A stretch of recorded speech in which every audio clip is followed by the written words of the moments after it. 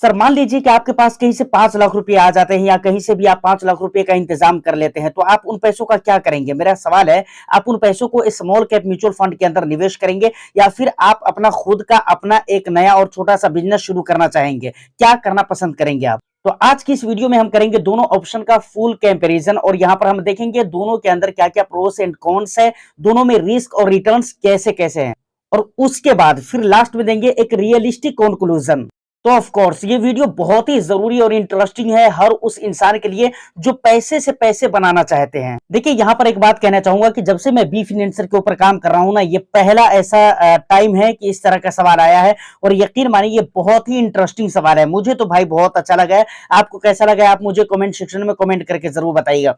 तो चलिए वीडियो को शुरू करते हैं, लेकिन उससे पहले फिर हमेशा की तरह एक ही रिक्वेस्ट करना चाहूंगा रिस्पेक्टफुली कि प्लीज वीडियो को लाइक कर दीजिए, शेयर कर दीजिए। चैनल को अगर अभी तक आपने सब्सक्राइब नहीं किया है तो चैनल को जरूर सब्सक्राइब कर लीजिए, क्योंकि आपको पता है कि भाई हम सिर्फ यहाँ पर कंटेंट नहीं देते हैं बल्कि बिलीव और भरोसा भी देते हैं। और बी फिनेंसर आपके लिए एक परफेक्ट चॉइस हो सकता है अगर आपको इस तरह की कंटेंट देखना पसंद है। तो सबसे पहले सर हम समझते हैं कि भाई स्मॉल कैप कहते किसको है। ऑफ कोर्स बहुत सारे लोगों को पता होगा, आपको भी पता होगा, लेकिन फिर भी अगर बातें हो रही है तो समझना तो पड़ेगा।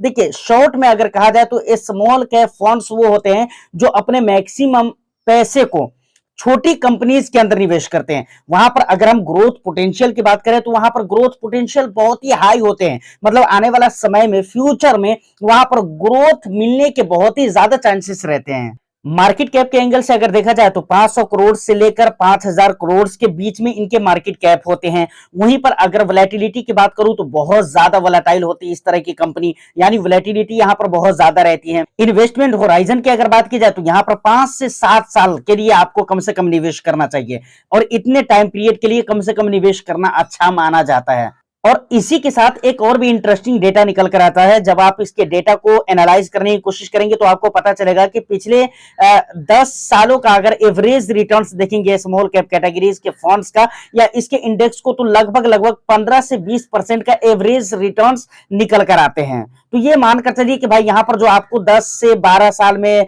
मतलब 9 साल 10 साल में जो आपको रिटर्न्स मिलने वाले हैं एवरेज 15 से 20% के रिटर्न्स मिलेंगे, लेकिन ये रिटर्न्स गारंटेड नहीं होते हैं। मार्केट के सिचुएशन और भी दूसरी चीजें हो सकती हैं, तो आप ये मानकर चले कि ये रिटर्न्स मार्केट के सिचुएशन और भी दूसरी चीजें अगर सही रही तो ये रिटर्न्स ज्यादा भी हो सकते हैं, लेकिन अगर मार्केट का सिचुएशन खराब रहा या कोई और भी इशू हो जाते हैं तो वहां पर ये रिटर्न्स कम भी हो सकते हैं। तो फाइनली स्मॉल कैप फंड के बारे में मैंने आपको शॉर्टकट में बहुत सारी इंपोर्टेंट बातें बता दी हैं। मुझे लगता है कि अगर आप पहली मर्तबा भी सुन रहे हैं स्मॉल कैप क्या होते हैं फिर भी आपको बहुत सारी बातें समझ में आ चुकी होगी। अब स्मॉल कैप फंड्स के प्रोस एंड कॉन्स को देखते हैं। उसके बाद हमने कहा ना कि 5 लाख रुपए आप कहां पर निवेश करना पसंद करेंगे, स्मॉल कैप म्यूचुअल फंड के अंदर, या फिर आपको अपना खुद का बिजनेस करना चाहेंगे 5 लाख रुपया लेकर, तो कौन सा बेटर हो सकता है। उसके लिए हमें प्रोस एंड कॉन्स को देखना पड़ेगा।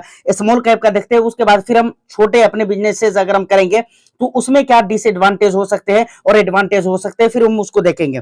सबसे पहले स्मॉल कैप की बात करूं तो लॉन्ग टर्म में प्रोस की अगर मैं बात करूं तो इसके एडवांटेज की बात करूं तो लॉन्ग टर्म में यहां पर हाई रिटर्न्स मिल सकते हैं आपको। क्या मैं बोल रहा हूं, लॉन्ग टर्म में हाई रिटर्न्स आपको मिल सकते हैं। ये सबसे पहली चीज है जो कि एडवांटेज के रूप में है। दूसरी बात, स्मॉल कैप के अंदर अगर आप पैसे निवेश करते हैं तो यहां पर बहुत ही ज्यादा आपको टेंशन लेने की जरूरत नहीं है, क्योंकि आपके पैसे को जो मैनेज करते हैं ना वो प्रोफेशनल फंड मैनेजर होते हैं जो बहुत सारी पढ़ाई लिखाई और एजुकेशन लेने के बाद तब जाकर ये काम वो कर रहे हैं और उनके पास काफी सारा एक्सपीरियंस भी होता है इस काम को करने का, समझ रहे हैं नहीं, यानी आपके पैसे को मैनेज करने का बहुत एक्सपीरियंस भी होता है, तो आपको टेंशन लेने की जरूरत नहीं है। दूसरी बात, यहां पर आप एसआईपी कर सकते हैं, इसलिए आपको टाइम भी बहुत ज्यादा देने की जरूरत नहीं है। ऑटो पे सेटअप आप कंप्लीट कर सकते हैं, उसके जरिए आपको टाइम भी देने की जरूरत नहीं है। उसके बाद अगर मैं बात करूं टैक्स में भी आपको बेनिफिट मिल जाता है, समझ रहे हैं ना। जैसे long term capital gain tax अगर आपके ऊपर लागू होता है और आपका प्रॉफिट अगर मतलब 1.25 लाख से ज्यादा है, यानी आपका प्रॉफिट अगर 1,25,000 रुपये से ज्यादा है एक साल के बाद, तो आपको 1,25,000 रुपये पे कोई भी टैक्स नहीं लगेगा, समझ रहे हैं ना। 1,25,000 के बाद जो पैसे बचेंगे उस पे आपको 12.5% टैक्स देना पड़ेगा बस। तो टोटल ये 4 हो गए स्मॉल कैप म्यूचुअल फंड्स के एडवांटेज। अब 4 हैं डिसएडवांटेज जिसको आपको देखना जरूरी है। मार्केट क्रैश होने पर नुकसान भी हो सकता है, याद रखिए यहाँ पर मार्केट अगर क्रैश होता है, मार्केट के अंदर बहुत ज्यादा डाउनफॉल आता है, गिरावट होती है, वोलेटिलिटी होती है, तो वहां पर आपको वोलेटिलिटी होती है तो कुछ नहीं होगा, लेकिन गिरावट अगर हो जाती है रियल मानों में तो वहां पर आपके नुकसान भी हो सकते हैं, ये पॉसिबिलिटी है।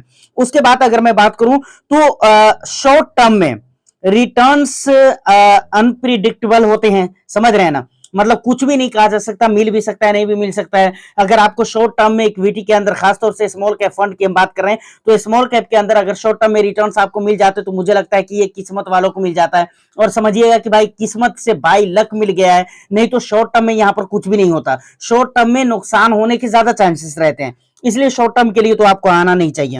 उसके बाद तीसरे नंबर पे अगर डिसएडवांटेज की बात करो तो भाई इन पैसों पर और मार्केट के ऊपर आपका कोई भी कंट्रोल नहीं होता है। मार्केट ठीक है, पैसे के ऊपर आप कह सकते हैं कि भाई ठीक है हमारा कंट्रोल होता है, हम जब मर्जी करें निकाल लेंगे, तो आप निकाल ही सकते हैं, बस यही कंट्रोल हो सकता है आपका, बाकी कुछ भी कंट्रोल नहीं रहता है। मार्केट की अगर मैं बात करूं तो मार्केट के ऊपर हमारा और आपका या किसी का भी जर्रा बराबर कंट्रोल नहीं रहता है। मार्केट वैसे ही चलेगा जैसे अपने आप से वो चलेगा। उसके बाद चौथे नंबर पे आता है कि भाई इमोशनल पेशेंस होना जरूरी है। मतलब ये है कि मार्केट के अंदर अगर बहुत ज्यादा उतार चढ़ाव हो रहे हैं, गिरावट हो रही है, फ्लक्चुएशंस है या वोलेटिलिटी है, कुछ भी है ऐसा मार्केट के अंदर, ये कुछ भी रीजन है जिसकी वजह से ऐसा हो रहा है या होने वाला है, 2 महीने 1 महीने 1.5 महीने तक ये चलने वाला है, तो वहां पर आपको इमोशन में आकर डर कर आपको निकलना नहीं मार्केट से। क्योंकि अक्सर ये देखा जाता है कि भाई इमोशन में आकर लोग गिरावटों के टाइम पर मार्केट से विड्रॉ कर देते हैं अपने पैसे को, जो कि नहीं करना चाहिए।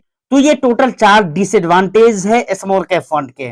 तो यहां तक जो भी बातें हो रही थी वो स्मॉल कैप म्यूचुअल फंड को लेकर बातें हो रही थी कि भाई स्मॉल कैप फंड कहते किसको है, यहाँ पर एडवांटेज और डिसएडवांटेज आपको क्या क्या देखने को मिल सकते हैं, रिस्क क्या है, रिटर्न्स क्या है, ये सारी चीजें मैंने आपको बता दिया है। अब हम आते हैं बिजनेस की तरफ। देखिए अगर 5 लाख रुपए है एक मिडिल क्लास लोगों के पास, तो मैं ये कहूंगा कि भाई 5 लाख रुपए मिडिल क्लास लोगों की बिजनेस के लिए ठीक है।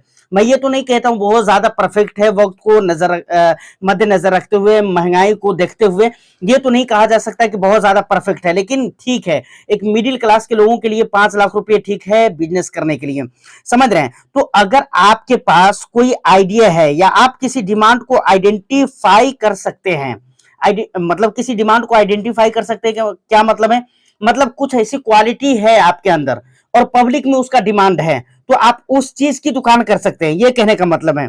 तो 5 लाख रुपए में एक छोटा बिजनेस किया जा सकता है, बिल्कुल ही किया जा सकता है, नो डाउट। जैसे आपको एग्जाम्पल के तौर पे मैं बताऊं तो चाय है, कॉफी स्टॉल है, क्लाउड किचन है, डिजिटल मार्केटिंग एजेंसी है, टी शर्ट प्रिंटिंग है, उसके बाद अगर मैं बात करूं तो फ्रीलांसिंग सर्विसेज है, इन सारी चीजों को आप कर सकते हैं। उसके बाद इनिशियल कॉस्ट की अगर मैं बात करूं कि भाई इस तरह के जो दुकान होते हैं, इस तरह के जो बिजनेसेस होते हैं, वहां पर इनिशियल कॉस्ट आपको क्या क्या लग सकते हैं, कहां कहां पर कितने पैसे आपको देने पड़ सकते हैं। सबसे पहले आपको एक सेटअप तैयार करनी पड़े, कहीं पर भी भाई आप दुकान करेंगे तो एक सेटअप तो चाहिए, एक दुकान तो चाहिए, एक बॉडी तो चाहिए ना। तो वहां पर आपको कॉस्ट कितना लग जाएगा, सबसे पहले अगर हम बात करें तो सेटअप कॉस्ट आपको 2 लाख रुपए लग जाएंगे। उसके बाद इन्वेंट्री टूल्स की अगर मैं बात करूं तो वहां पर 1.5 लाख रुपए आपको लग जाएंगे। उसके बाद मार्केटिंग की अगर मैं बात करूं तो यहां पर 50,000 रुपए कम से कम आपको लग जाएंगे। उसके बाद वर्किंग कैपिटल की अगर मैं बात करूं तो 1 लाख रुपए लग जाएंगे। देखिए पूरा स्क्रिप्ट मैं तैयार करके रखा हूं, शायद आपको दिख रहा हो, देखिए मोबाइल ऐसे करके दिखला रहा हूं, दिखता नहीं है, लेकिन पूरा बहुत मेहनत करके भाई ये कंटेंट मैं बनाया हूं। तो अगर मजा आ रहा है तो एक लाइक कर दीजिए और चैनल को जरूर सब्सक्राइब कर लीजिए। तो कहने का मतलब है सेटअप कॉस्ट आपको क्या क्या लगेंगे वो चीज मैंने आपको बता दिया है। अच्छा, अब रिटर्न्स यहां पर इतना सारा कुछ करने के बाद आपको रिटर्न्स पोटेंशियल क्या है, आपको यहां पर कितना प्रॉफिट बेनिफिट मिल सकता है, इस चीज को समझिए। अच्छे से अगर बिजनेस रन हो गया, अच्छा से अगर आपने चला दिया बिजनेस को, बिजनेस अगर चलने लगा, तो याद रखिए कि यहां पर 6 महीने में ही आपको प्रॉफिट आने शुरू हो जाएंगे और अच्छे खासे प्रॉफिट आपको आने लगेंगे। 1 साल की अगर मैं बात करूं, सिर्फ 1 साल के अंदर अंदर आपको प्रॉफिट रिटर्न्स जो मिलने लगेंगे यहां से, वो 50% से लेकर 100% तक के मिलने लगेंगे। कितने परसेंट तक के, 50% से लेकर 100% तक के आपको यहां पर रिटर्न्स मिलने लगेंगे, यानी अच्छा खासा प्रॉफिट आपको यहां पर होने लगेगा।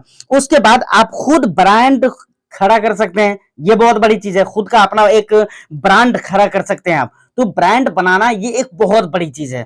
तो ये सारी चीजें आपको बिजनेस के अंदर देखने को मिलेंगी, समझ रहे हैं। यहीं पर अगर मैं प्रोस की बात करूं यानी एडवांटेज की अगर मैं बात करूं तो आपका कंप्लीट कंट्रोल होता है बिजनेस के ऊपर, आपका कंप्लीट कंट्रोल होता है। आप जब चाहे तब अपनी दुकान को ओपन कर सकते हैं और जब चाहे तब आप उसे बंद कर सकते हैं। उसके बाद अगर मैं बात करूं तो रिटर्न का अपर लिमिट नहीं है।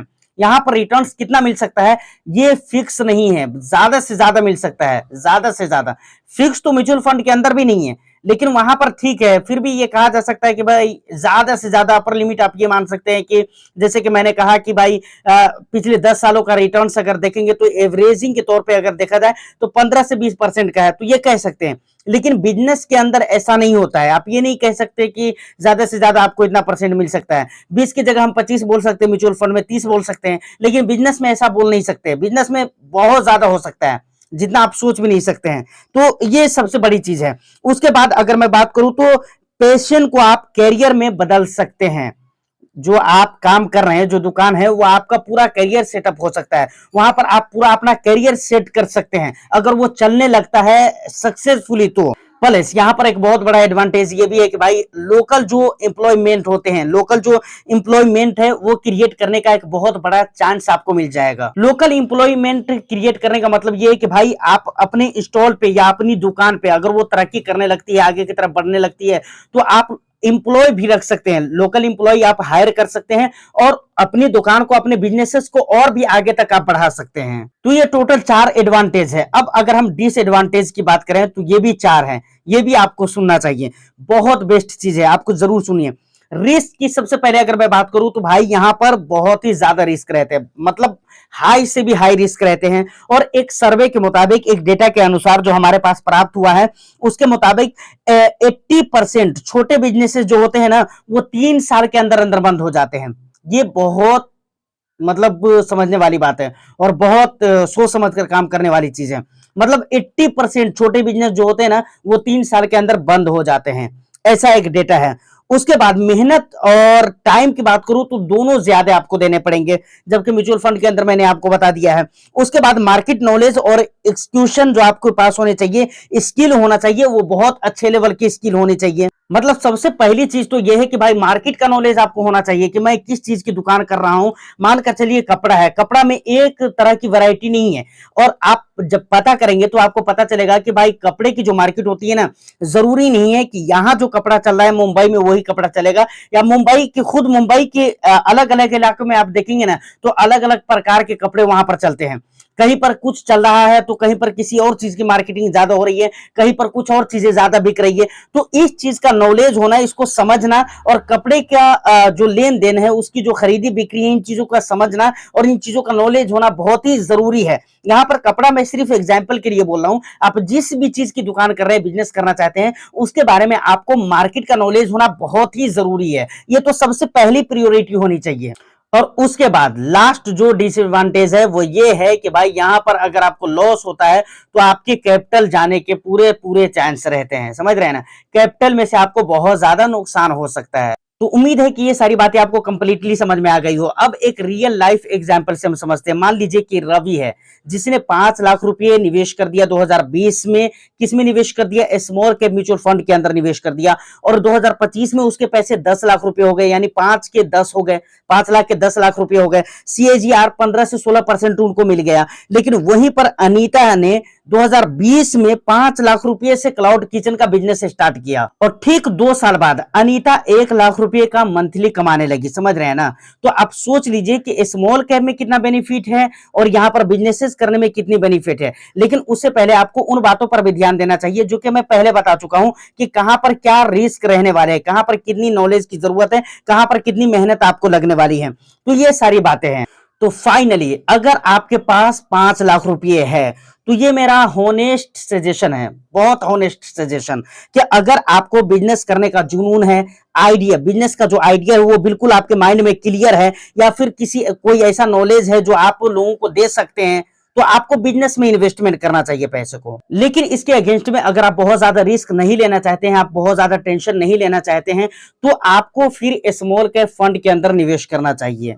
लेकिन लास्ट में एक बात और भी कहना चाहूंगा कि एक ऑप्शन और भी है, एक ऑप्शन और भी है आपके पास जिसे आप ट्राई कर सकते हैं। ऐसा कर सकते हैं कि भाई 3 लाख रुपए आप म्यूचुअल फंड के अंदर निवेश कर दीजिए और 2 लाख रुपए से आप कोई छोटा सा बिजनेस स्टार्ट कर सकते हैं। यानी तो 2 लाख रुपए आप म्यूचुअल फंड के अंदर स्मॉल कैप कैटेगरी के किसी फंड में, अच्छे फंड में निवेश कर दीजिए और 3 लाख रुपए से आप बिजनेस स्टार्ट कर सकते हैं। तो ये दोनों करना और भी ज्यादा परफेक्ट हो सकता है आपके लिए। बाकी इन तमाम तर मुद्दों पर आपका क्या कहना है, आपका वैल्यूएबल फीडबैक क्या है, आप मुझे कमेंट सेक्शन में जरूर ही बताइएगा, क्योंकि मुझे तो ये टॉपिक बहुत ही प्यारा लगा है और ये पहला ऐसा इत्तेफाक हुआ कि भाई इस तरह के टॉपिक मेरे पास आए हैं। आपका भी कुछ भी सवाल हो या कुछ भी आपके मन में अगर टॉपिक हो तो आप मुझे जरूर ही सजेस्ट करिएगा।